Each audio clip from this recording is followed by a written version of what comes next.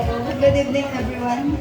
Thank you po first of all sa mga pumunta and also sa mga hindi nakapunta kasi po conflict yung schedule. And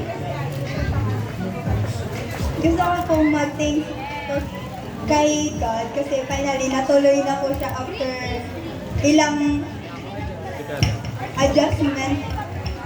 And then, kila mama at papa kasi kahit na hindi pa po talaga totally kaya ng pero ni mama na gawan po ng paraan na mairaos yung celebration na to kahit hirap po siya hanap ng mga tas mga last minute po, especially yung cater, yung venue, super last minute po nung naging preparation namin.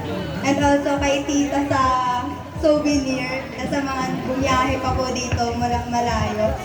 Super thank you po. Yun lang po. Okay, palakpakan natin once again our